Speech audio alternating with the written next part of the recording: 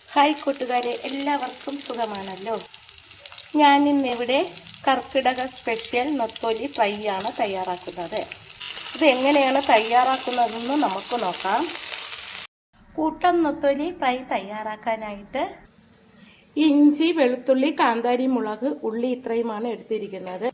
ഇതെല്ലാം മിക്സിയുടെ ജാറിലേക്ക് ഇട്ട് കൊടുക്കാം. കാന്താരി 10-12 കാന്താരിയാണ് ഞാൻ എടുത്തിരിക്കുന്നത്. അതിലേക്ക് 1 സ്പൂൺ കുരുമുളക് ഇട്ട് കൊടുക്കാം. 1 സ്പൂൺ പെരിഞ്ജീരകം ഇട്ട് കൊടുക്കാം. 3-4 കൊത്ത് കറിവേപ്പില കൂടി അതിലിട്ടിട്ട് ഒന്ന് നന്നായിട്ട് ചതച്ചെടുക്കാം. ഇനി നമുക്ക് ക്ലീൻ ചെയ്ത് വെച്ചിരിക്കുന്ന നൊത്തോലിയിലേക്ക് 1/2 സ്പൂൺ മഞ്ഞൾപ്പൊടി ഇട്ട് കൊടുക്കാം. 1 സ്പൂൺ മുളക് പൊടി ഇട്ട് കൊടുക്കാം. കുറച്ച് ഉലുവാപ്പൊടി ചേർത്ത് കൊടുക്കാം. ഉപ്പ് പാകത്തിന് ചേർക്കാം. കുറച്ച് ഗരം മസാല പൊടി ചേർത്ത് കൊടുക്കാം. ഇനി നമുക്ക് അരച്ച് വച്ചിരിക്കുന്ന ഇഞ്ചി, ഉള്ളി, കാന്താരി മുളക്, കറിവേപ്പില, വെളുത്തുള്ളി ഇതെല്ലാം അതിലേക്ക് ചേർത്ത് നന്നായിട്ടൊന്ന് മിക്സ് ചെയ്ത് കൊടുക്കാം. ഇത് കർക്കിടകത്തിൽ കഴിക്കുന്ന മരുന്ന് നൊത്തോലി ഫ്രൈ ആണ്. കർക്കിടകത്തിൽ ഇതുപോലെ തയ്യാറാക്കി കഴിക്കുന്നത് ആരോഗ്യത്തിന് വളരെ നല്ലതാണ്. വെളുത്തുള്ളി, കാന്താരി, ഇഞ്ചി എല്ലാം കൂടുതൽ ചേർത്താണ് ഞാനിത് തയ്യാറാക്കുന്നത്.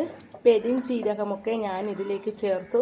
കറിവേപ്പിലയും കൂടുതൽ ചേർത്തിട്ടുണ്ട്. ഇതിലേക്ക് നമുക്കിനി ഒരു നാടൻ മുട്ട കൂടി പൊട്ടിച്ചൊഴിച്ചു കൊടുക്കാം. ഇതിലേക്ക് 1 സ്പൂൺ കോൺഫ്ലവർ കൂടി ചേർത്ത് കൊടുക്കാം. 1 സ്പൂൺ നെയ്യും കൂടി ചേർക്കാം. എന്നിട്ട് ഇതെല്ലാം കൂടി ഒന്ന് മിക്സ് ചെയ്ത് കൊടുക്കാം. ഇതുപോലെ കർക്കിടകത്തിൽ തയ്യാറാക്കി കഴിക്കണം.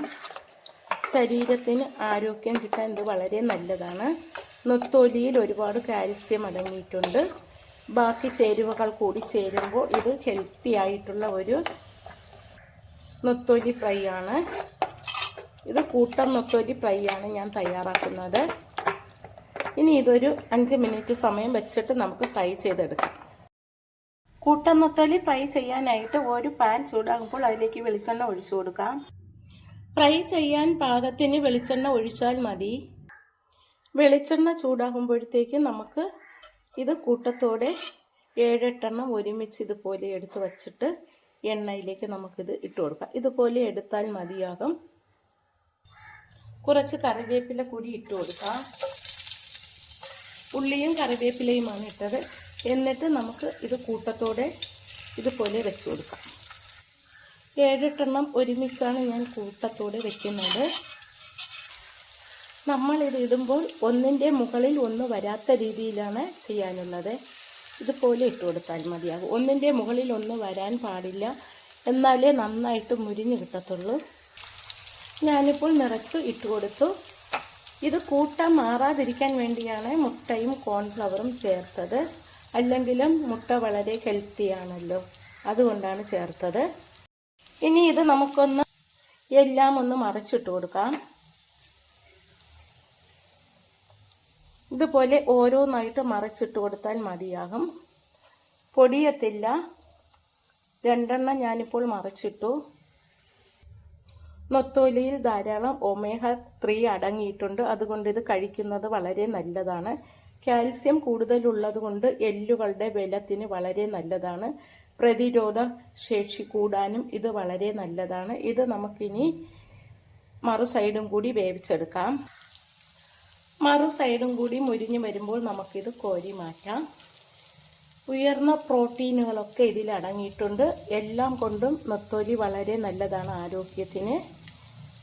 ഞാൻ തയ്യാറാക്കിയ ഈ വീഡിയോ ഇഷ്ടമായെങ്കിൽ ആദ്യമായി കാണുന്നവരെല്ലാം എൻ്റെ ചാനൽ ഒന്ന് സബ്സ്ക്രൈബ് ചെയ്യണം. എല്ലാവരും കർക്കിടകത്തിൽ ഇതുപോലെ ഒന്ന് തയ്യാറാക്കി കഴിക്കണം. ആരോഗ്യം നിലനിർത്താൻ വളരെ നല്ലതാണ് ഈ നൊത്തോലി ഫ്രൈ. ഞാൻ തയ്യാറാക്കിയ കൂട്ടം നൊത്തോലി ഫ്രൈ ഇഷ്ടമായെങ്കിൽ എല്ലാവരും എൻ്റെ ചാനൽ സബ്സ്ക്രൈബ് ചെയ്യണം. എന്നെ സപ്പോർട്ട് ചെയ്യണം. കമൻറ്റുകൾ ഉണ്ടെങ്കിൽ കമൻറ്റ് ബോക്സിലിടണം. Thank you. അടുത്ത ഒരു വീഡിയോയുമായിട്ട് വരുന്നത് വരെ താങ്ക് യു.